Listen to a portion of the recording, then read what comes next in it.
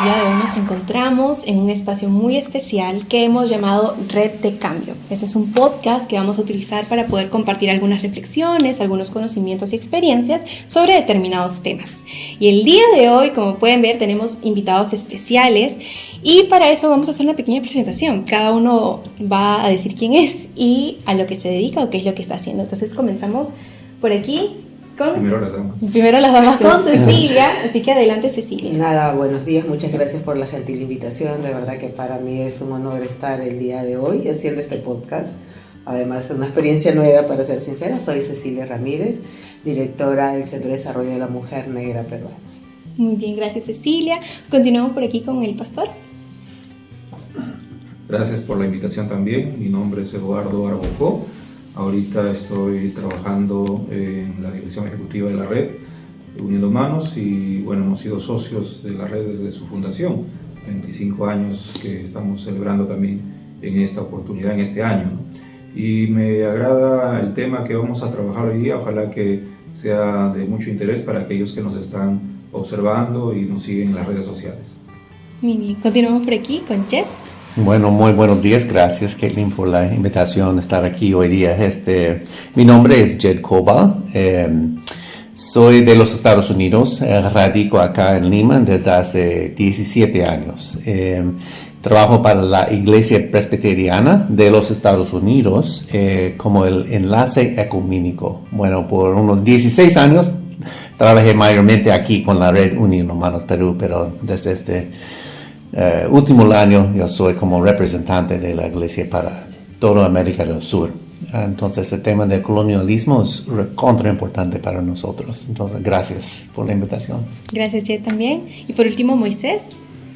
Hola, ¿cómo están? Muchas gracias por la invitación. Yo soy Moisés Benítez Barrón. Digo Barrón porque mi mamá siempre dice no te olvides mi apellido. Yo soy comunicador especializado en temas ambientales hace ya 20 años. Cuesta decir 20 años, avanza la edad. Y nada, un gusto estar aquí. Actualmente trabajo en una empresa que se llama Pascay, donde buscamos impulsar o intentar detener la deforestación con algunos proyectos de reforestación y conservación de bosques en la Amazonía. Y muchas gracias por la invitación nuevamente. Gracias Moisés y gracias a cada uno de los que están aquí por aceptar la invitación a este podcast Red de Cambio. Y bueno, vamos a entrar un poco en el tema. Ya dijeron más o menos de qué es lo que vamos a hablar. Vamos a hablar sobre el colonialismo, sobre los rezagos que existen el día de hoy, sobre más o menos cómo es que se llevó en ese tiempo, cómo se vivió esa época histórica aquí en el Perú. Y para eso les voy a explicar un poco la dinámica, porque como sabemos, ya los que estamos aquí, vamos a dividir este tiempo en 3 bloques. El primer bloque vamos a hablar sobre temas socioculturales, en el segundo bloque vamos a hablar sobre temas religiosos y en el tercer bloque vamos a hablar sobre temas medioambientales. Entonces, para el primer bloque nos va a acompañar Jet y Cecilia. Ambos van a ser los que van a estar hablando un poco más en este tiempo, los que van a dirigir este tiempo. En el segundo bloque, que es el tema religioso, nos va a acompañar el pastor Eduardo Arbocó. Y en el tercer bloque nos va a acompañar Moisés Benítez, que es el bloque medioambiental. Así que vamos a ir iniciando en este tiempo especial y para esto, en este bloque que ya estamos entrando, que es el bloque sociocultural, vamos a hacer una pregunta, tanto para Cecilia como para Jet, y ambos van a tener que responderla al final de este tiempo. La pregunta es, ¿cuál fue la transformación que sufrieron las comunidades, las identidades, las lenguas y las formas de vida de las personas a raíz de la invasión que sucedió en la época del colonialismo? Así que les doy libre albedrío, chicos, adelante. Queremos saber qué es lo que pasó realmente, cuáles fueron esas transformaciones que pasaron en las personas de este tiempo. A ver, bueno, yo puedo empezar con, porque quiero escuchar tus comentarios, Cecilia. Es un gusto estar aquí contigo. Tú y yo hemos conversado el tema de colonialismo desde hace mucho tiempo y los impactos sobre todo en el pueblo afroperuano.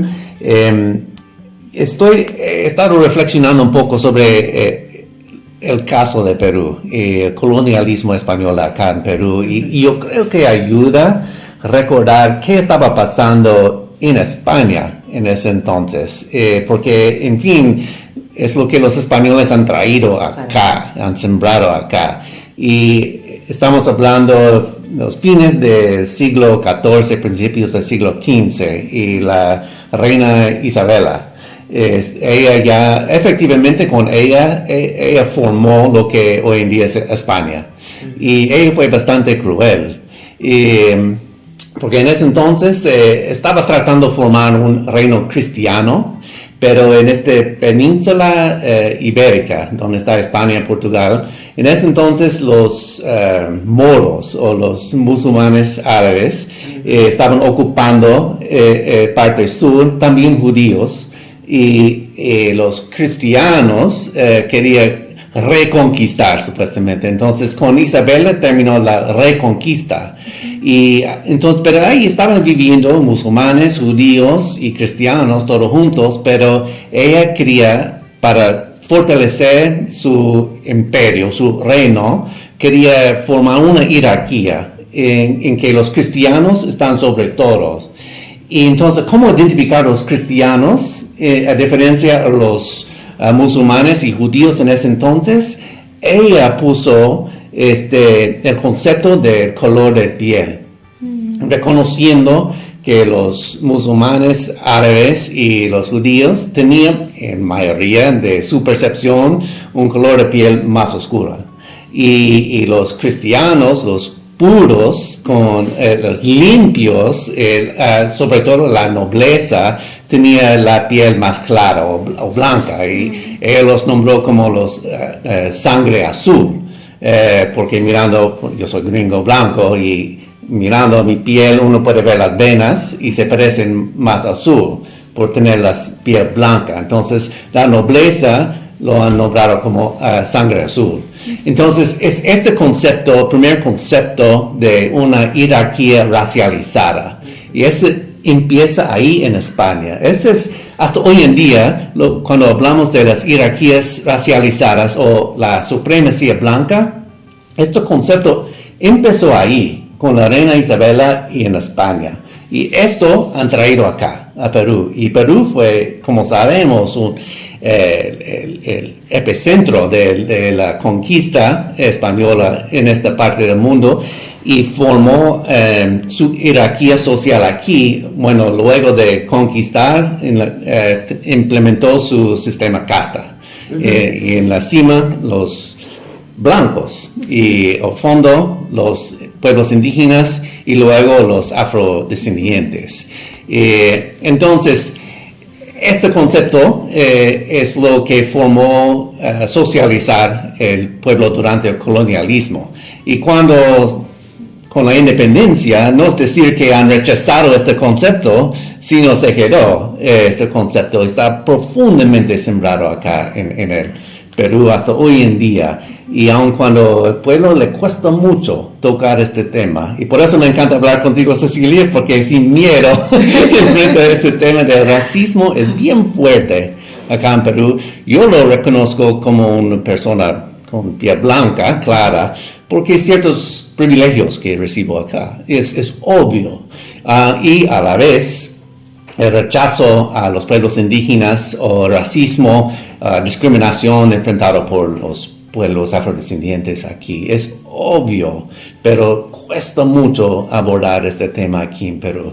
Yo quería empezar aquí. Empiezo con lo que estaba pasando en España, y lo han sembrado profundamente acá en Perú. Totalmente de acuerdo, Jeff. Es más, cuando me provocan esto de hablar sobre el colonialismo y acerca del impacto actual, siempre nosotros estamos hablando de que no podemos hablar solo de colonialismo sin recordar que hubo un proceso de esclavización también, que fue el impacto más fuerte para comunidades, para los pueblos afrodescendientes y afroperuanos, particularmente aquí, cómo se nos trató de erradicar toda nuestra cultura, porque definitivamente los afroperuanos perdimos parte de nuestra cultura hoy por hoy. O sea, no se nos impuso la religión católica, se sacó todas nuestras costumbres, se nos impuso mucha presión, pero además creo que el tema de la esclavización fue muy brutal para el pueblo afroperuano, ¿no? Entonces, hoy en día, como bien dices, esto está profundamente arraigado en nuestras estructuras sociales, en donde el racismo estructural y sistémico siguen siendo una compañía inseparable y que es consecuencia del colonialismo y de la esclavización que hoy en día nosotros los afroperuanos enfrentamos, y que tiene que ver con estos procesos también que enfrentamos de el impacto en nuestras economías durante el proceso de la esclavización, que tiene que ver con el racismo y la discriminación étnico-racial, consecuentemente en los temas de educación, salud y empleo, y estas faltas de oportunidades que el pueblo afroperuano y obviamente también los hermanos indígenas todavía no tenemos en igualdad de condiciones, y justamente pasa por este tema de acceso a la justicia, que pasa por este tema de acceso a la justicia social y racial también, porque no solo podemos hablar de la justicia social, sino todo este tema que tiene que ver con la justicia racial y cómo estos procesos no han permitido que el pueblo afroperuano, que los pueblos indígenas se puedan desarrollar en amplitud, ¿no? Entonces creo que es una consecuencia muy fuerte y, como bien dijiste, no se habla, las personas no lo entienden, y es un tema muy complejo, pero que además la complejidad tiene que ver con esta falta de reconocimiento de que efectivamente existe una clase privilegiada unos sobre otros, ¿no? Tiene mucho que ver con el tema de autoidentidad, y porque justo estamos hablando en un momento de censo nacional, en que está haciendo esta pregunta sobre, supuestamente deben hacer las preguntas, ¿cómo te autoidentificas? Uh-huh. Y bueno, mayormente sabemos unos 25% se identifica como indígena, y creemos que hay 10% quizás que son afro, pero no se identifican necesariamente. Exacto. Todos. Pero la gran mayoría se identifica como mestizo. Y eso es curioso. ¿Por qué quiere decir mestizo? Es una mezcla, efectivamente, uh-huh, de antecedentes europeos con indígenas. Pero yo escucho aquí, cuando uno se identifica como mestizo, creo que más se están acercando a esos antecedentes, los ancestres europeos. Sí, claro. y no tanto con sus ancestres indígenas, porque uh-huh, eso, en esa jerarquía racializada que existe hoy en día, ser indígena es ser al fondo, es ser algo menos, uh-huh, o ser afro, algo menos. Entonces uno no quiere identificarse así. Y entiendo esa lógica, pero a lo largo eso no genera la justicia que merecemos todos. Y en fin del día, este tema de autoidentidad es cómo es que uno está rechazando un parte de sus antecedentes o sus ancestres. Eso deja un hueco en tu persona, en tu espíritu, es algo tóxico dentro de tu propia persona, de no identificar con todo de tu sangre, efectivamente. No sé, yo sí creo que tiene que ver con toda esta carga de racialización, y que tiene que ver con toda esta carga de racismo y discriminación étnico-racial. O sea, difícilmente una persona va a querer asumirse como afro o como indígena si está estereotipada, si está prejuiciada, pero además, si todo, en el caso de los afroperuanos, si todo lo relacionado a lo afro es negativo. O sea, es como decirle a alguien, autoidentifícate como afroperuana, pero el autoidentificarte va a implicar más rechazo, menos aceptación a la sociedad. Exacto. Y con este tema de la pigmentación de la piel, porque es otro tema también que es bastante importante, y es que el tema de la autoidentificación no pasa por tonos de piel, y es lo que las personas tampoco no entendemos. No es que seamos una paleta de colores para decirnos en este color estoy y aquí me puedo autoidentificar, ¿no? Tiene que ver con nuestra ancestralidad, tiene que ver con nuestros ancestros, tiene que ver con nuestra costumbre, y ciertamente, o sea, el censo hoy en día que tiene una pregunta de autoidentificación étnica que se incorporó por primera vez en el 2017. Hoy en el 2025 nos está costando mucho trabajo que la gente se autoidentifique, ya sea como afroperuana o ya sea como indígena, en cada una de las categorías que se tiene, ¿no? Y tiene que ver con esto, ¿no? Nosotros siempre decimos, muchas veces se nos racializa, se nos insulta, además se nos compara de manera negativa y además se nos pone en estos temas de estereotipos de que los afroperuanos, por ejemplo, solo podemos desarrollar ciertas acciones o ciertas profesiones, por decirlo de alguna manera, que están relacionadas al deporte, al arte, a la culinaria. Nos sentimos supremamente orgullosas de ello porque es parte de nuestra cultura, pero lo que las personas no entienden y comprenden es que los afroperuanos somos más allá de lo cultural, de lo artístico, de lo gastronómico, y que es un reto para nosotros poder asumir. Eso es súper importante, porque al fin el colonialismo efectivamente frenó el pleno desarrollo de varias culturas, culturas indígenas y culturas afrodescendientes. Y esas culturas tienen mucho por ofrecernos y necesitamos de esas culturas para enfrentar varios problemas en el mundo hoy, en el planeta hoy en día. Pero el colonialismo ha dicho, ya no hay nada que valga en esas culturas. Exacto. Entonces tenemos que recuperar y tener orgullo en esas culturas. Entonces eso es el gran desafío, y empieza con la autoidentidad. Empieza con uno conociendo tu historia, Exacto. Conociendo tus aportes, que es otra cosa que se nos ha negado en la historia. Exacto. Entonces creo que este conocimiento de los aportes que los afroperuanos y los indígenas hemos dado a la construcción de la nación peruana es importante. Entonces, Exacto. porque hemos participado en las batallas, hemos participado en las guerras, Claro. nosotros hemos tenido una participación muy activa, pero que sin embargo los textos en las escuelas no lo cuentan. Entonces, cuando uno es niño y va a la escuela, solo se nos categoriza y nos dice, no, tú eres descendiente de esclavo, no, tu familia era esclava, entonces tú no vales, tú no cuentas. Y eso desde los niños. Entonces, eso impacta profundamente. Muchas veces se dice que los afroperuanos somos brutos, lo digo así de manera brutal, porque así se dice, que somos brutos, que no nos gusta estudiar, que no nos gusta ir a la escuela, porque abandonamos las escuelas a temprana edad, pero nadie se ha puesto a analizar el impacto que tiene el racismo y la discriminación racial en las escuelas. Otra de las cosas que nosotros decimos es que el racismo no se evidencia como una forma de violencia, y el racismo es una forma de violencia que impacta profundamente en la vida de las personas afroperuanas, en la vida de las niñeces afroperuanas. Las niñas y los niños no regresan a las escuelas no porque no les gusta la escuela, sino que empiezan a sentir estos procesos de rechazo, estos procesos de racismo, estos procesos de discriminación, que simplemente prefieren ya no ir a la escuela porque se sienten lastimados. Y a veces cuando llegan a la casa, a veces las madres, los padres no entendemos qué está pasando y no profundizamos tampoco. Y eso entra el tema que tú y yo hemos conversado en varios momentos en estos últimos años, el tema de esos daños históricos. Es que son generaciones de daños. Entonces, no basta decir, lo siento lo que pasó, eso fue malo.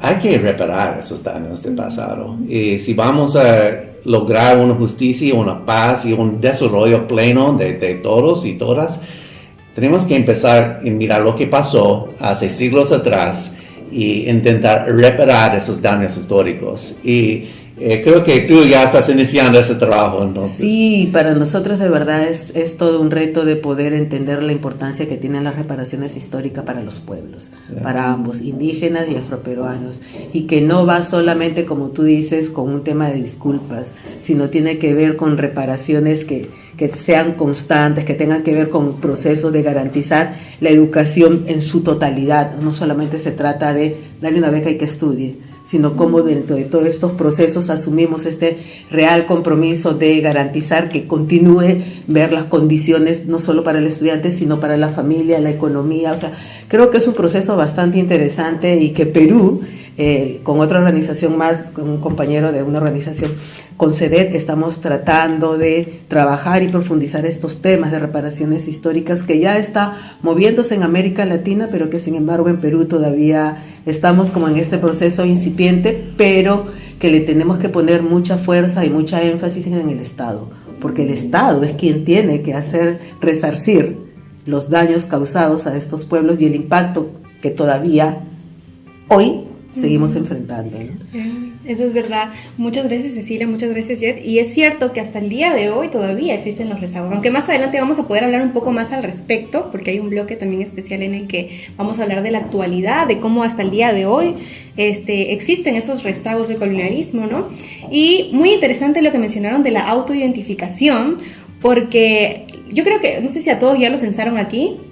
Sí. A mí sí. También ya lo censaron.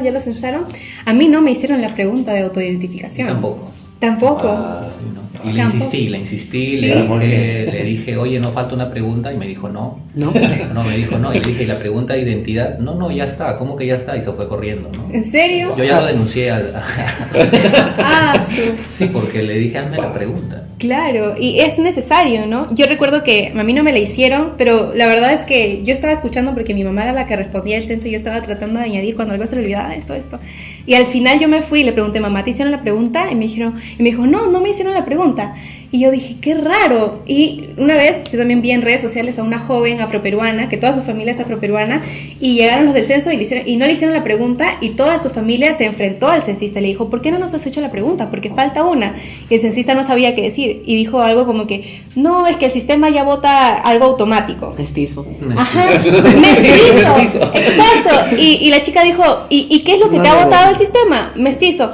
No, pero yo no soy mestiza, dijo, nosotros aquí somos afrodescendientes. Y le hicieron que diga nuevamente la pregunta y tenía que responder lo que ellos eran. Entonces también me pongo a pensar y digo, estas personas que han hecho el censo han sido capacitadas y de alguna manera deben reconocer que esta pregunta es importante, porque de manera contraria, realmente también la data va a salir errónea, ¿no? Va a salir errónea. De todas maneras, y la gente...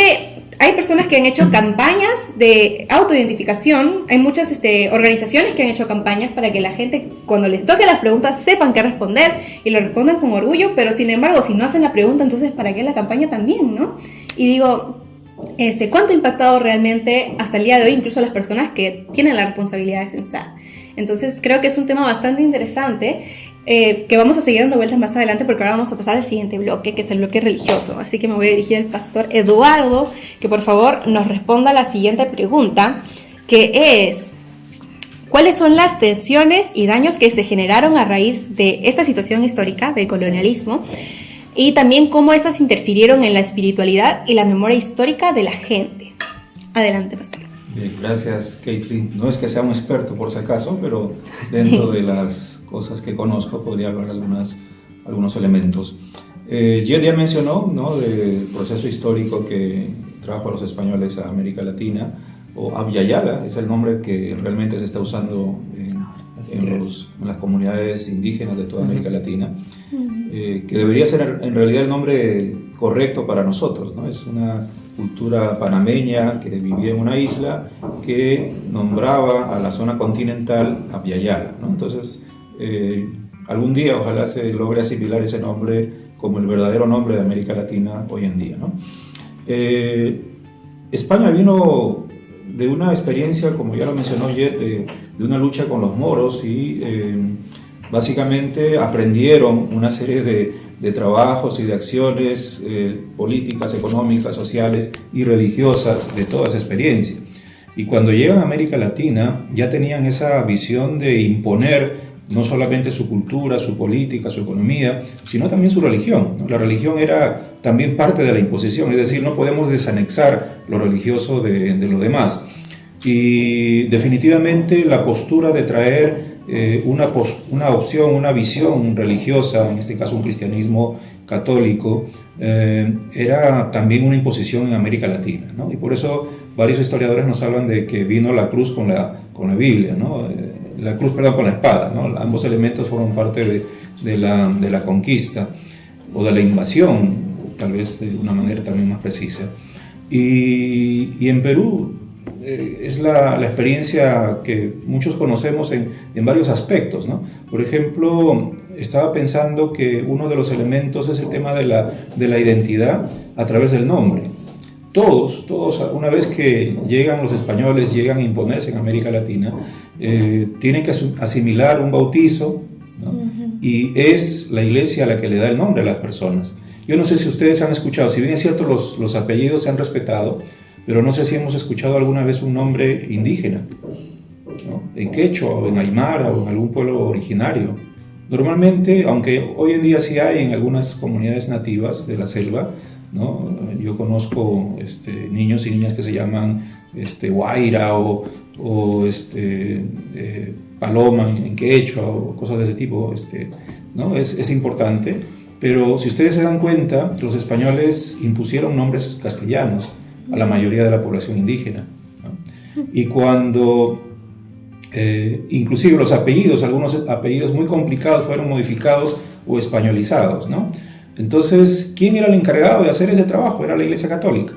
La Iglesia Católica guardaba los registros de identidad de toda la población indígena en América Latina, ¿no? Ellos eran los encargados, ¿no? Si uno quiere buscar partidas religiosas de bautizo antiguas, la Iglesia Católica todavía los conserva.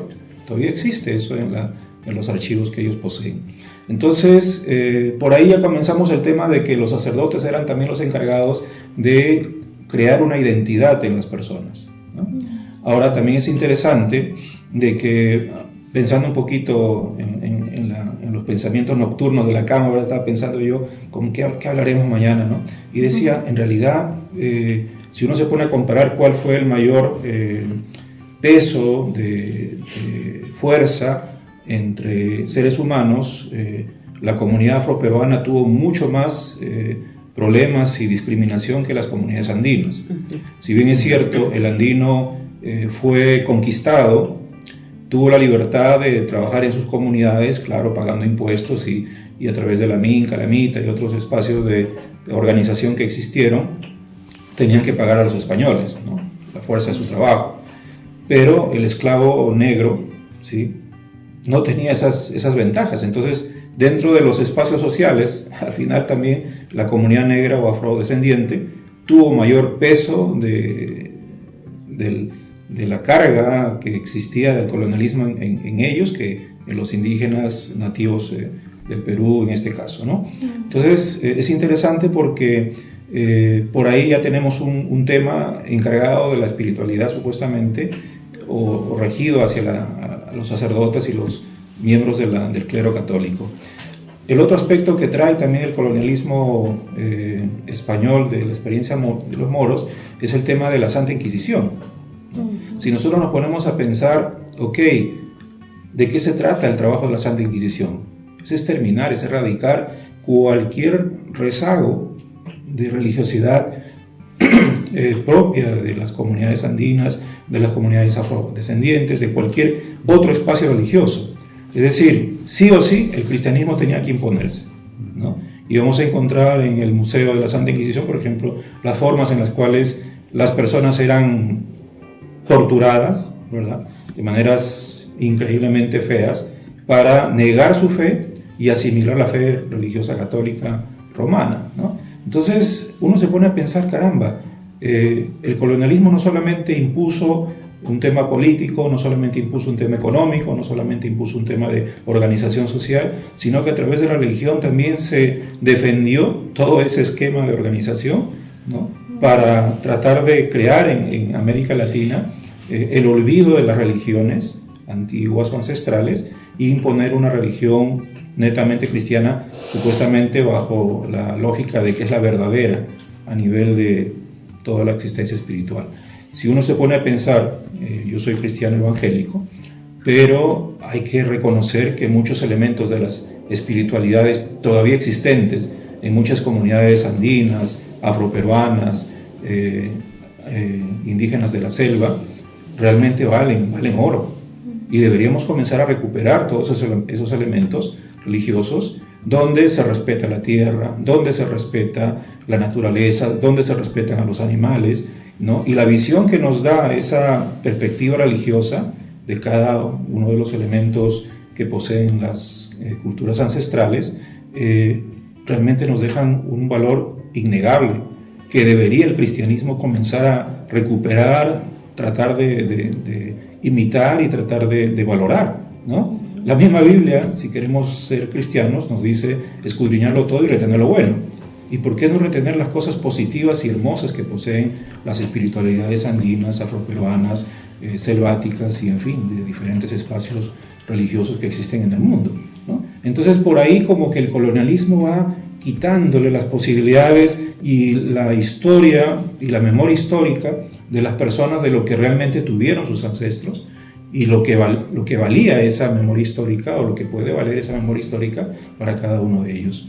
Entonces, dentro del campo de la espiritualidad, yo creo que también llega un momento de hacer una recuperación de aquellos elementos que dentro de las religiones autóctonas, afroperuanas, selváticas, etcétera, deberíamos comenzar a hacer una reevaluación y un estudio, ¿no?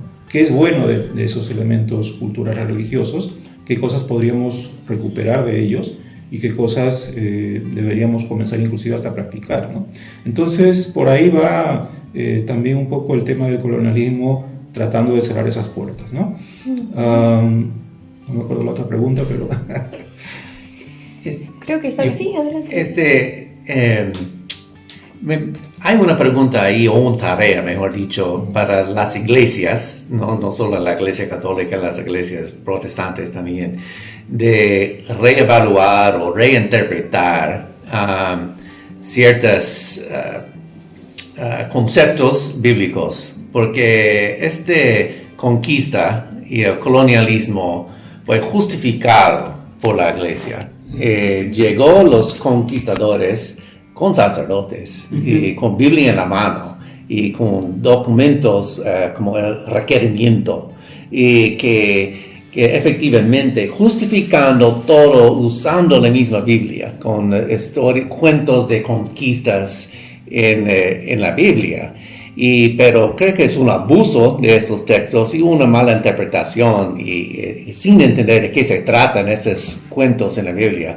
Pero hasta hoy en día, sí, la iglesia todavía no saben comprender de otra forma ciertos textos bíblicos.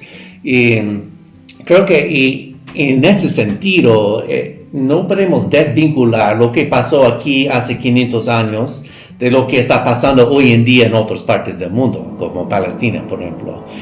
Hay justificaciones bíblicas para esas conquistas y la iglesia tiene un gran tarea en reenseñarse, reaprender. No sé, ¿qué opina en ese aspecto? Sí, en definitiva, el tema de la exégesis y hermenéutica que trae la Iglesia Católica favorecía el colonialismo, ¿no? Una vez predicando en una iglesia de mi denominación, hablaba un poco del tema de la esclavitud que habla Pablo, ¿no? Pablo aparentemente justifica la esclavitud, ¿no? Esclavos sean obedientes a sus amos, ¿no? Y bueno, en Perú vino incluida esa ideología, vamos a llamarla así, ¿no? Bíblica, o sacada de digamos, un contexto bíblico, que no necesariamente es lo que es real, ¿no? Y ahí es donde nos falta también a las iglesias, tanto católicas como protestantes, hacer una revisión del texto bíblico y darnos cuenta si realmente Pablo avalaba o no la esclavitud. Cuando uno lee, por ejemplo, la carta a Filemón, uno se da cuenta que en realidad Pablo no avalaba la esclavitud, al contrario, trataba más bien de liberar ese esquema de organización dentro de Roma, ¿no? Onésimo era un esclavo, ¿no? Y es capturado, llevado a la cárcel donde Pablo se encontraba, y Pablo seguramente recibe de Onésimo: mira, yo soy esclavo de Filemón, he escapado de su casa, le he robado tal cosa para poder sobrevivir, ¿no? Pero los romanos lo capturaron y Pablo sabía que en la ley romana tenía que regresar a su hogar, ¿no? a la casa de su amo. Entonces Pablo hace una carta, le escribe a Filemón, y en esa carta, si uno se pone a analizarla de manera exegética y hermenéutica, se da cuenta que Pablo está dándole la capacidad a Filemón de liberar a Onésimo de que ya no sea más un esclavo, sino que sea más que un esclavo, un hermano en la fe, ¿no? Entonces Pablo realmente sí avalaba el hecho de que la esclavitud no es de Dios. Hay que hacer el proceso de liberación de las personas, ¿no? Pero como todo en la vida, es un proceso. Entonces, pero sin embargo muchos cristianos prefieren usar el pasaje de Pablo, ¿no? Esclavos, sométanse a sus amos, ¿no? Porque es de Dios, es voluntad de Dios, ¿no? Pero no se ponen a analizar otros textos donde Pablo cuestiona o destruye un poco la lógica de la esclavitud. Entonces, sí, hay que comenzar a hacer una revisión bíblica, y es culpa también de las iglesias evangélicas que a veces hemos simplemente asimilado el conocimiento que nos han traído, disculpando, ¿verdad?, los europeos, ¿no? Los norteamericanos, Sí. ¿no? Y no hemos hecho una reflexión desde nuestros pueblos de lo que debería realmente existir. Entonces, esas cosas deberíamos comenzar a hacer un estudio, una evaluación, ¿no? Para poder hacer cambios reales y concretos desde las iglesias, desde la sociedad, porque en realidad vivimos en un contexto todavía colonialista, ¿no? De pensamiento colonial, ¿no? Lo que decía Yeta hace un momento, realmente de acuerdo al color de piel, de acuerdo a la ropa que usas, de acuerdo a ciertos elementos de imagen que uno posea, te dan mayor privilegio o menor privilegio, ¿no? Yo lo he vivido, ¿no? No es que sea blanco, tengo por ahí una mezcolanza media rara, pero definitivamente ser barbudo, ir con mi gorrito, ¿sí?, ¿no? medio chapado a la antigua, da ciertos privilegios, ¿no? Aún en el metropolitano inclusive, ¿no? En cualquier parte. En cualquier espacio, ¿no? Entonces, todos esos elementos tenemos que conocerlos, tenemos que reevaluarlos como sociedad, como personas, y comenzar también a decir, ok, a partir de ahora yo cambio. Y ese proceso de cambio es el más difícil realmente, ¿no?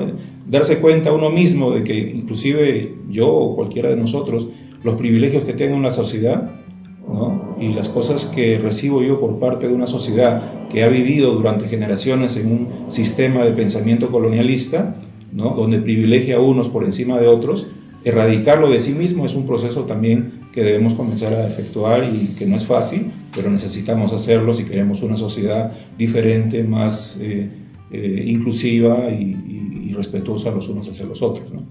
Tiene que ver con la interpretación que algunos de manera consciente y por algún objetivo analizan la Biblia a su favor, la interpretan pues eso a su favor, ¿no? Entonces, este lenguaje entre líneas que me favorece, entonces voy a seguir con este tema para seguir posicionándome más arriba, pero además teniendo la justificación de que es lo que Dios nos dice, es lo que la Biblia dice y por cuál camino vamos a seguir, ¿no? Yo tampoco sé mucho, pero hablan mucho también de la maldición de Cam y de Sem, ¿no? Entonces ahí también es importante como seguir analizando este proceso de cómo lo hemos venido interpretando y cómo también a través del colonialismo y de la imposición de la religión católica se sustenta también este flagelo que sufrieron los indígenas y los afroperuanos, ¿no? Donde en el caso de los afroperuanos nosotros perdimos toda nuestra religiosidad, ¿no? O sea, aquí en Perú particularmente, o sea, no tenemos historia, no tenemos una práctica de nuestra religión ancestral. Sin embargo, en otros países como Brasil, Cuba, tuvieron todo este tema del sincretismo religioso que transformaron sus santos a los santos católicos para protegerlos y que puedan seguir promoviendo su propia religiosidad. Pero en el caso peruano, cuando nosotros nos preguntan, no, o sea, los orillas no sabemos, o sea, sabemos de lo que estamos aprendiendo de otros países, pero a nosotros simplemente nos desarraigaron en su totalidad, ¿no? Entonces eso me parece también que ha sido bastante fuerte y brutal, porque en su mayoría los afroperuanos, en su mayoría creo, somos católicos, ¿no? Somos católicos y es porque se viene además heredando, ¿no? Y si en algunos hemos estado en iglesias protestantes es porque también hemos tenido de repente la oportunidad de mirar hacia otras religiones, pero en su mayoría fue así, ¿no? Entonces, sustentados en el tema de la esclavización, porque nosotros siempre hablamos de que fuimos esclavizados más que esclavos, porque fue algo duro, potente, brutal, pero además donde hubieron violaciones terribles a través de la justificación de querernos. Además decían que no éramos personas, o sea, que no éramos personas, que los afroperuanos, que los esclavizados no teníamos alma. Entonces, hasta ese punto llegó el proceso de la colonización para los afroperuanos, ¿no? Los afrodescendientes. Tal vez solamente comentar, ¿no?, el tema del sincretismo religioso. Es un aspecto interesante también para estudiar dentro del tema de la colonialidad o del colonialismo. Definitivamente los grupos afroperuanos fueron desarraigados totalmente de los espacios propios de su religiosidad autóctona, ¿no? En cambio, en el mundo andino hay un sincretismo un poco mayor, ¿no? Todavía existen algunos rezagos de religiosidad andina presentes en muchos espacios, sobre todo en las sierras profundas, ¿no? Y por ahí hay un trabajo que hacer, ¿no?, de recuperar esos elementos, ¿no? Ustedes van a tener que adaptar una religiosidad propia si es que desean hacerlo, ¿no? O inclusive recuperar desde el cristianismo los elementos que valen para ustedes como afrodescendientes, ¿no? Es un reto bastante fuerte. Es un reto fuerte, sí, pero de que pueden haber cambios, pueden haberlos, ¿no? Entonces, por ahí también hay una temática, si alguien quiere hacer alguna tesis en algún momento, ¿no? El tema del colonialismo relacionado a la religiosidad y el sincretismo religioso existente en el Perú, sería interesante, ¿no? Sí. Gracias. Muchas gracias también por su participación. Me quedo también con esto que dicen, a veces he escuchado por ahí, un texto fuera de su contexto es un pretexto, ¿verdad? Y creo que ese fue el pretexto que utilizaron pues para imponernos todo lo que nos impusieron en su tiempo, pero estamos en ese proceso de desarraigarnos, ¿no?, de todas esas ideologías que en algún momento se impregnaron y se volvieron parte de nosotros también. Pero bueno, continuamos entonces porque hay un bloque más que abarcar y es el bloque ambiental. Así que voy a invitar a Moisés que me responda a la siguiente pregunta. Yo sé que a Moisés también le gusta hablar bastante, así que excelente. Y la pregunta es, ¿de qué manera el colonialismo generó la pérdida de biodiversidad, de territorios y también la degradación ambiental? Muchas gracias nuevamente por la invitación y por esta conversación. Es muy bonito volver a estar en espacios donde uno puede compartir y escuchar. Que quería intervenir en varias partes, pero dije no, luego hacemos el intercambio. Sobre la pregunta un poco, en realidad el colonialismo nos ha marcado, como bien han mencionado, de diversos aspectos y de manera frontal en todo lo que somos en el fondo. Recordaba un poco ahora cuando hablaban de la autoidentidad. Mis padres son quechua hablantes y yo recuerdo de niño haberle dicho a mi mamá, enséñame quechua, y me dijo, no, te van a discriminar, ¿no? Y al día de hoy es una de mis deudas. He querido estudiar por mi parte, pero me encanta cuando de pronto mi mamá se encuentra con mi tía, con sus paisanos o mi papá, y están en el quechua, ay, guancheta, y yo como ¿qué? Y yo dije, pero eso debería ser parte de mi identidad y no lo es, ¿no? Y nos deja muchos en ese limbo. Pero bueno, aparte de eso quería comentar un poco qué nos da la colonialidad en realidad, y qué relación tiene con el medio ambiente, con la Amazonía en el Perú. Recordemos que el objetivo, como bien acá recordaban, de la colonia era recursos, ¿no? Ellos querían llegar a China por recursos, se encontraron con América y dijeron acá hay más recursos y se los han llevado. Y básicamente la lógica siempre fue, este lugar es la despensa de donde vamos a retirar los recursos, y eso se transmite luego a lo que es nuestra independencia, a lo que es la época de la República. Si te das cuenta, en nuestro escudo nacional básicamente está representado los tres recursos que se sacaban, ¿no? Era el oro, el mineral, el recurso animal, está la vicuña, si no me equivoco, que también está en peligro de extinción, y el árbol de la quina, que también está en peligro de extinción, es más, casi se extinguió, ¿no? Y el árbol de la quina se pone en un momento en el cual era crucial por sus poderes, ¿no? Porque el tema era médico para el tema del paludismo. Y yo viví en Madre de Dios hace varios años y justo hablaba con un profesor allá, estábamos en un concurso y él me dijo, y hablábamos de Madre de Dios, y él me decía, es que Madre de Dios o la Amazonía siempre ha sido el lugar donde la gente viene a llevarse algo, y me decía, esto estaba lleno de quina, y simplemente fue talarlo porque se necesitaba para afuera y se va.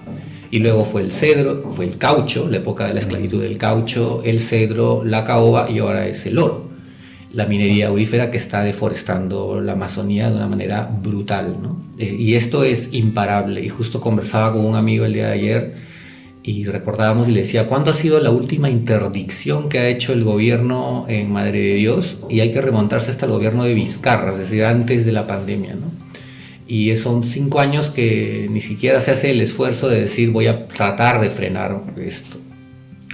Y es curioso pensar en esto porque cuando uno ve el mapa del Perú y lo pone con las regiones, la típico que nos enseñan costa, sierra, selva, en realidad la Amazonía y los bosques son el 60% del territorio nacional, es decir, es la mayor parte del territorio peruano es Amazonía. Sin embargo, ha estado siempre como algo tan lejano, algo a la espalda de la cordillera, y el Perú funciona de la cordillera para la costa, ¿no? Y básicamente porque la dinámica es, mira, que los recursos lleguen a la costa y que de la costa se vayan en barcos. Y eso ha configurado uno de los rezagos del colonialismo que para mí son más graves en el Perú, es el centralismo, ¿no? Esa mirada muy centralista, donde desde un comienzo era el virrey está en Lima, los minerales salen ahí, desde de Bolivia, de Huancavelica, los minerales llegan acá, se van. Y eso ha configurado toda nuestra historia hasta el día de hoy, ¿no? Al punto de que la mayor cantidad de personas vivimos en la costa, y no es porque querramos. ¿Por qué mis padres, por qué mis abuelos dejaron Abancay, en el caso de mi abuelo, mi madre Ancash? Porque mi madre y mi abuelo tenían 2 opciones, o seguir viviendo en la chacra, o mi madre, en el caso de ser mujer, ni siquiera pasar la primaria y dedicarse a ser el esposo de alguien y no estudiar, o tratar de buscar cierto beneficio, cierto desarrollo en la costa, ¿no? Y básicamente la costa es Lima. Era Lima, ha sido Lima, y somos producto de esa migración, y eso nos estamos hablando. Pero para volver hacia el tema de la Amazonía, como te decía, siempre ha sido visto como la despensa. ¿Y qué ocurre? Que además ahora, si bien ya no hay sistema colonial, seguimos en una lógica en la cual alimentamos los requerimientos del norte, ¿no? En todo tipo de recursos. Hablo del norte porque hablo de los países ricos en general, ¿no? Y si algún tiempo fue el caucho, porque vino el boom del automovilismo y se necesitaba el caucho para las ruedas y todo esto. Pero, por ejemplo, ¿cómo se frena el caucho, la devastación del caucho, la fiebre del caucho se frena cuando un inglés se lleva el árbol y lo siembra en sus colonias en Asia, ¿no? Y a partir de ahí dijeron, bueno, dejemos, porque fue terrible lo que hicieron con los indígenas en la Amazonía, ¿no? Están todos los informes que se hicieron. Y luego todos los recursos se han venido explotando y al día de hoy se siguen explotando, ¿no? Hay un reportaje que se llama Amazonía clandestina, de hace unos 10 años, donde trata varios temas de narcotráfico, de madera, de oro. Es muy bueno, ese español lo recomiendo un montón. Y por ejemplo, fue a ver el caso de la deforestación y se internó entre la frontera Brasil, Colombia, Perú, porque habían recibido el pedido de que una persona en Sao Paulo quería una cama de cedro. Entonces, el cedro está casi extinguido hace muchos años, pero había un pedido de una persona en Sao Paulo que quería una cama de cedro, y el pedido llegó, porque el mercado es así, y llegó alguien que dijo, hay un cedro acá a no sé cuántos kilómetros, 3 días de exclusión fueron y se lo cortaron, y llevarlo ilegalmente entre ríos, porque en teoría está prohibido talar el cedro.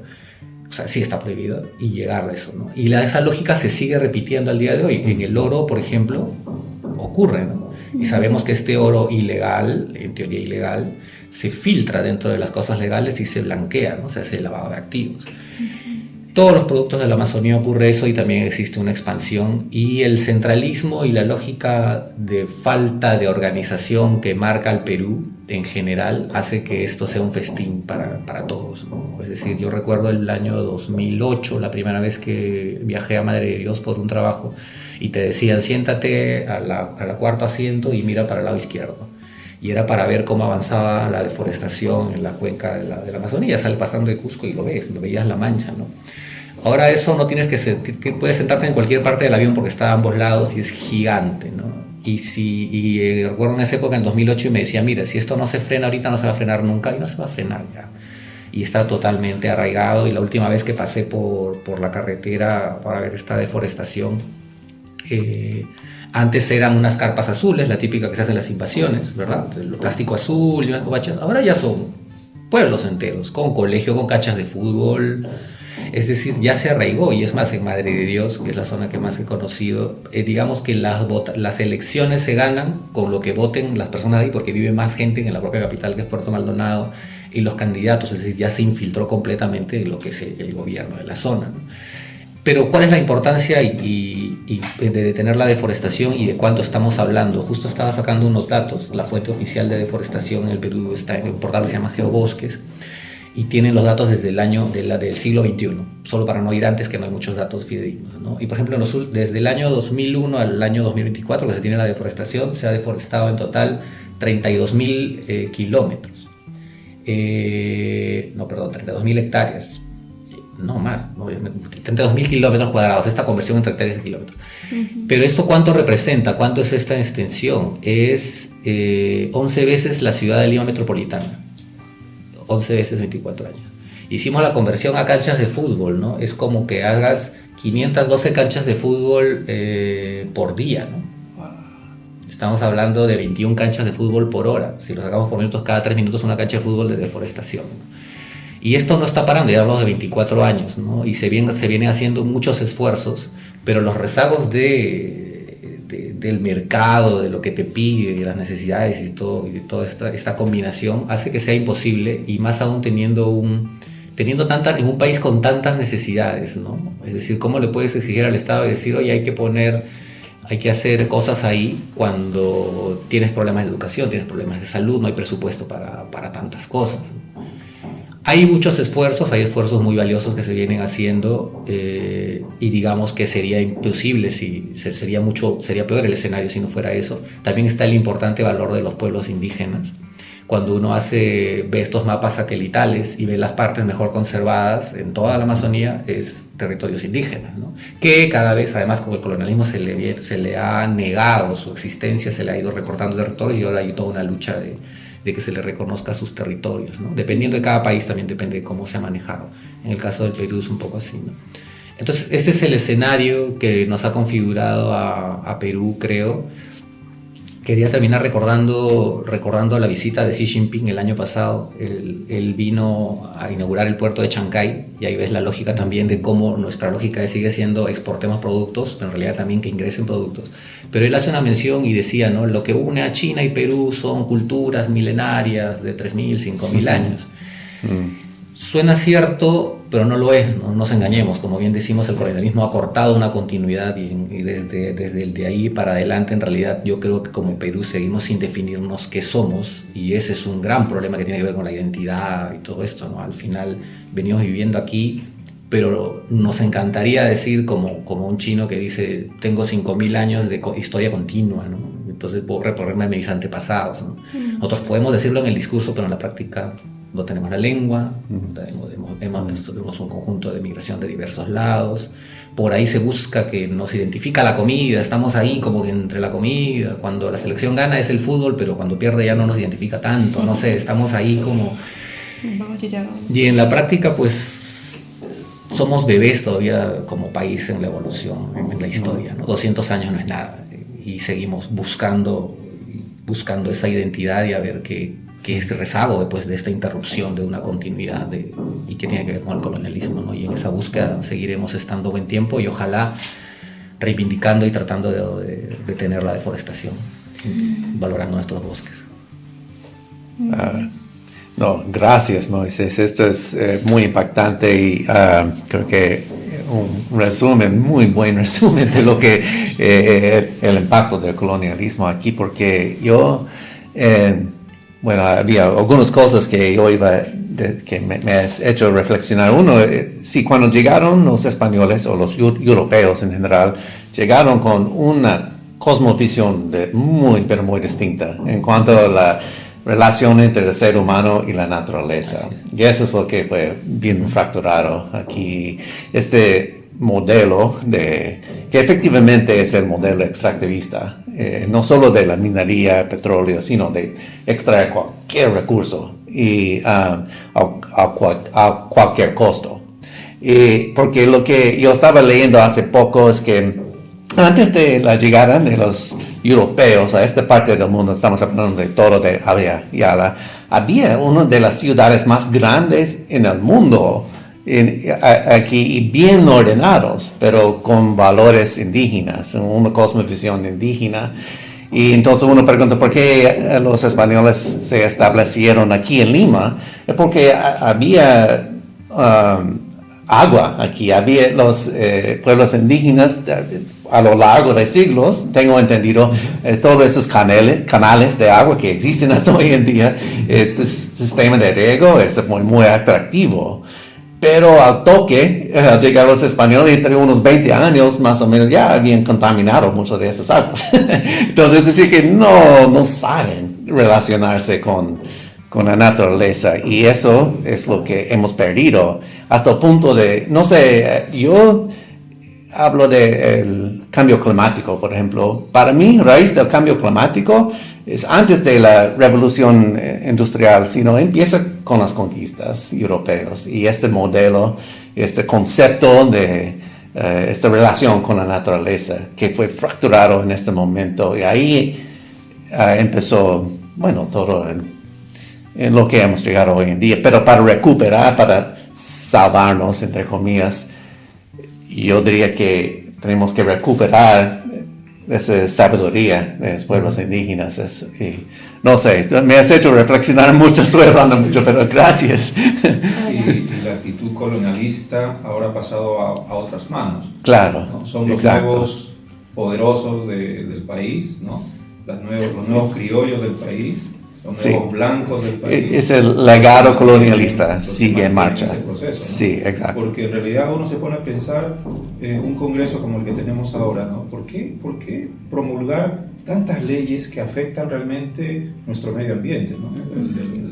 La ley antiforestal, la ley que se ha dado para el tema de las 100 millas del mar, y en fin, una serie de leyes que poco a poco están tratando de vender nuestro país al mejor postor, ¿no? Ese refrán de Raimondi, ¿no?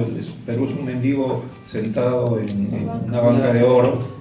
Ahora podríamos decir, ¿no? Perú es un conjunto de vivos, ¿no? Sentados en un montón de riqueza que ahora están tratando de ver cómo la venden para enriquecerse ellos, ¿no?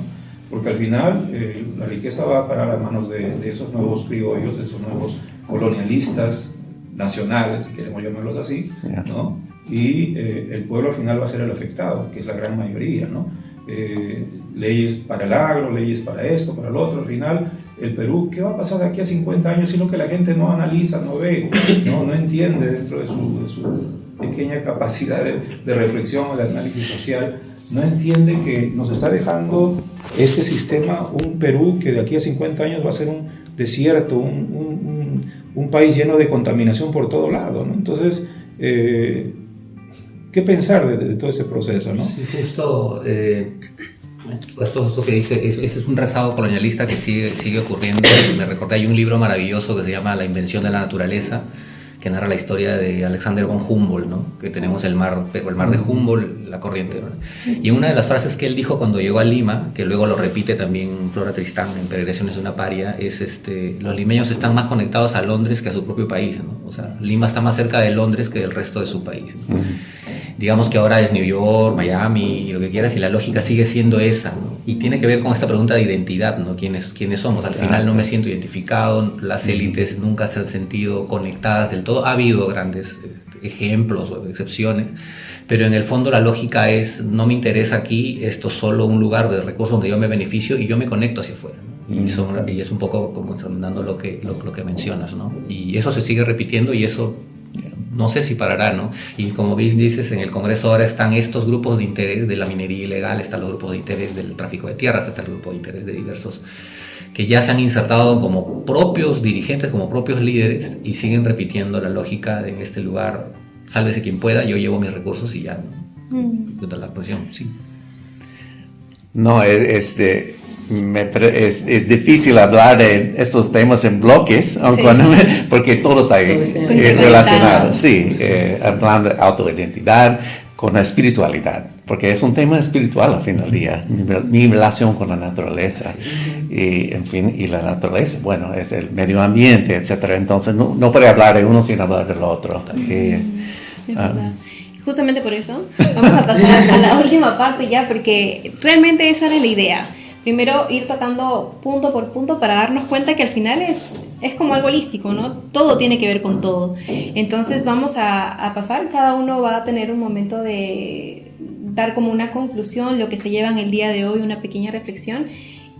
tal vez comentando un poco también de cómo hasta ahora tenemos estos rezagos. Creo que ya lo comentamos un poco, la verdad. Pero ya como para ir cerrando, quisiera escuchar a cada uno qué es lo que se lleva el día de hoy, cuál es la reflexión que nos llevamos de todos estos puntos que hemos tocado, ¿no? Así que comenzamos por... ¿Quién empezó? Con Jet, porque justamente él también inició. Así que adelante, Jet. Bueno, yo, mi reflexión de todo eso, creo que corresponde a un poco a mi trabajo y mi puesto en este mundo como un, estadounidense, un blanco y un representante de la iglesia, la iglesia presbiteriana en este caso. Y enfrentando el colonialismo y los legados del colonialismo o neocolonialismo, yo creo que las iglesias tienen ciertos trabajos únicos y muy importantes porque tenían un fuerte papel en todos los procesos de colonialismo y las iglesias han ganado muchísimo, han beneficiado muchísimo por procesos de colonialismo. Y hemos causado mucho daño. Entonces, yo creo que hoy en día, creo que las tareas de las iglesias es uno, pensando en el pasado y un trabajo de reparar y identificando muy bien qué daños en qué hemos participado y qué podemos hacer para reparar esos daños. Y requiere un acercamiento a las culturas más afectadas, impactadas y generar conversación, pero sobre todo una confianza para poder escuchar muy bien qué tenemos que hacer como iglesia. Entonces, reparar los daños del pasado, a la vez resistir los legados que siguen en marcha hoy en día. ¿Cómo pueden las iglesias estar ahí junto a los pueblos indígenas, junto a los pueblos afrodescendientes y luchar para sus justicias, para justicia hoy en día y para sus reparaciones, pero enfrentando esos procesos políticos y dentro de las mismas iglesias que sigue en marcha? Y el otro es el reencuentro, y eso corresponde un poco de las reparaciones y las resistencias, pero tenemos que la iglesia reconociendo cuánto daño hemos hecho a lo largo de siglos en nuestro encuentro con pueblos indígenas y pueblos afrodescendientes. ¿Qué posibilidad hay de reencontrarnos? ¿Cómo sería hoy en día si cuando llegaron esos primeros europeos, si llegaron no con un concepto de conquistar y dominar, sí más bien con una actitud de curiosidad, de querer aprender? ¿Qué me puede enseñar este pueblo aquí? Y entonces, ¿hay posibilidad de hacerlo hoy en día? ¿Qué me puede enseñar los pueblos afrodescendientes, los pueblos indígenas? ¿Qué me puede enseñarme a mí? Porque yo quiero vivir en armonía y en paz en este mundo. Pero mucho humildad por parte de la iglesia. Esa sería mi reflexión final, creo. Gracias, Jet. Lo has tomado muy personal y eso es bueno porque eso es lo que queremos también, ¿no? Que no solo sea una reflexión como global, sino que qué es lo que yo puedo hacer realmente, ¿no? ¿Cuál es mi grano de arena a partir de la reflexión que hemos tenido hoy? Así que continuamos con Cecilia, que también fue la segunda que intervino, así que adelante. Sí, no sé, yo me quedo pensando y es como creo que al principio las personas tenemos que asumir que tenemos responsabilidades en las cosas que hemos hecho, pero también en aquellas que no estamos haciendo. Entonces, cómo pensar en decolonizar, cómo sacarnos ese chip que todavía algunos tenemos de esta superioridad de razas que dicen algunos y que no es así, de clases sociales de uno por encima del otro. Creo que me queda como reflexión el hecho de que cuando realmente sintamos que hay una responsabilidad de lo que viene de atrás y que tenemos que asumirlo los que estamos aquí partiendo desde el Estado, porque hay algo que no podemos olvidar y es que el Estado tiene una gran responsabilidad y un impacto en la vida de los pueblos indígenas y afroperuanos. Estoy pensando de que en la medida que empecemos desde uno mismo, como dice Jed, de qué puedo hacer para cambiar y de qué podemos hacer como comunidad, como pueblo para cambiar. Creo que ahí realmente se van a dar las verdaderas transformaciones. Creo que son tiempos súper difíciles porque es difícil que mucha gente asuma que es racista, sexista y machista. Y mientras no reconozcas que eres sexista, machista o racista, difícilmente vas a poder cambiar o pretender cambiar al otro.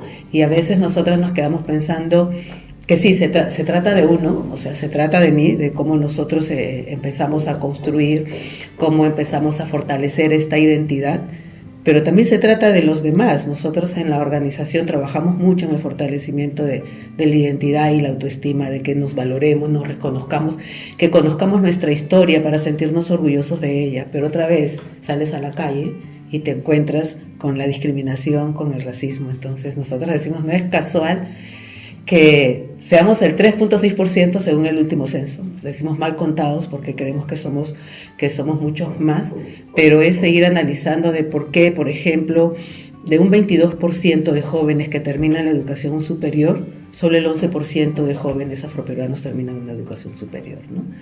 De cómo, por ejemplo, trabajos de investigación demuestran que efectivamente nuestro país sigue siendo bastante racista y discriminatorio y que tiene que ver con los grupos étnicos, donde se ha hecho un estudio que menciona que una persona afroperuana con una carrera profesional tiene que intentar 10 veces más presentar su currículum para poder conseguir un empleo.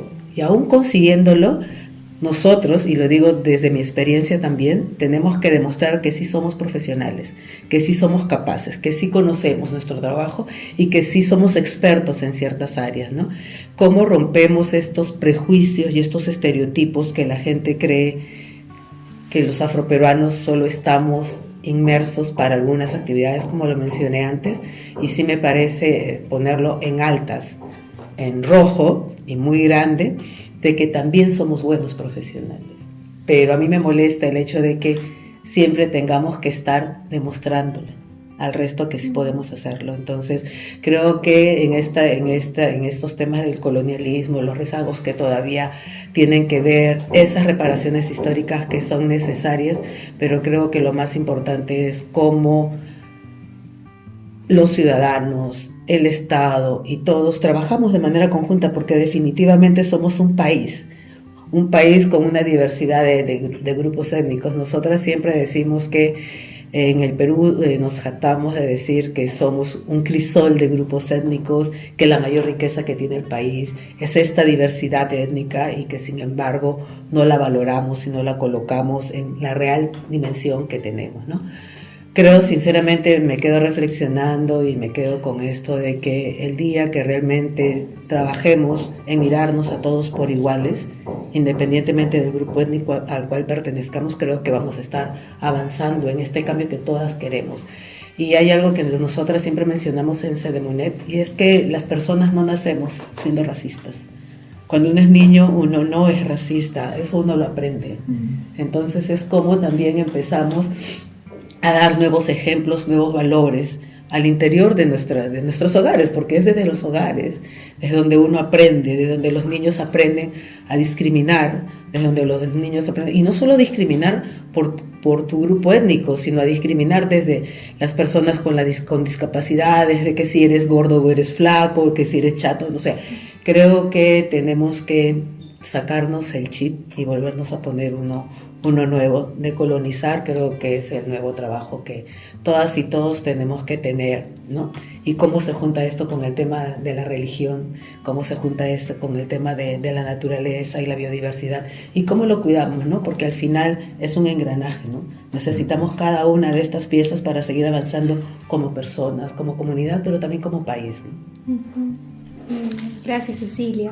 Continuamos con el pastor Eduardo. Sí, tal vez para terminar con una reflexión, el colonialismo nos ha dejado estructuras discriminatorias de poder en diferentes campos, ¿no? Religioso, social, político, económico, cultural, en todos los espacios. Y hay que romper con eso, ¿no? Ya lo ha dicho, la humildad es básica Y desde el punto de vista bíblico, Juan 13 nos enseña que Jesús rompió siendo el Hijo de Dios, siendo el Mesías, ¿no? El último ejemplo que le dejó a sus discípulos fue lavarle los pies, ¿no? Y dijo, quien quiera ser grande, sea el menor de todos, ¿no? Entonces, la ruptura de esos espacios de poder son necesarios el día de hoy, ¿no? A veces yo he tenido la ingrata experiencia de ser muy privilegiado en espacios del ámbito religioso, por ejemplo, ¿no? Cuando el limeño pastor llega a provincia, te dan la mejor comida, el mejor lugar, el mejor espacio, ¿no? Y a veces yo he querido romper un poco el esquema y me he sentado con los hermanos de la cocina, me he ido a comer con los hermanos más sencillos en el suelo, ¿no? Y muchos dicen, pero pastor, usted tiene que estar acá en la mesa, ¿no? ¿Cómo se va a sentar allá? Entonces, romper con esos esquemas, ¿no? En todos los cristianos debe ser algo fundamental, porque la humildad es el fundamento de la vida cristiana. Y si no lo haces, simplemente estás siguiendo esa religiosidad colonialista que nos crea esas estructuras de poder y las seguimos manteniendo, ¿no? Entonces, desde mi reflexión, tal vez termino diciendo que sí, pues tenemos que ser como Jesús, ¿no? Pero no el Jesús colonialista, ¿no? Ese gringo de ojos azules, barba bonita, ¿no? Pelo gringo, ¿no? Manitos blancas y delicadas, no. De ese Cristo realmente encarnado en los diferentes pueblos, en las diferentes comunidades, en los diferentes espacios en los cuales un Dios de vida nos da el privilegio de hacer algo para encaminar a la humanidad hacia algo diferente, ¿no? Entonces, hay un trabajo realmente grande, enorme, desde diferentes campos de trabajo que hacer todavía en la humanidad. Ojalá algún día se dé ver una humanidad distinta, una humanidad transformada y un pensamiento del ser humano que comienza a reflexionar de sí mismo, partiendo de sí mismo, para poder también generar cambios en otros y en otras. Muy bien. Gracias, pastor. Y vamos a continuar también con Moisés para que nos dé su reflexión. Sí, justo me encanta lo que estamos compartiendo, y quería también reflexionar un poco sobre lo que hablábamos de identidad, ¿no? Al final, esa identidad que está en construcción en el país, y como menciona también que somos un crisol, ¿no? Y esas diferencias, cómo hay que empezar a buscar esa unidad y esa identidad.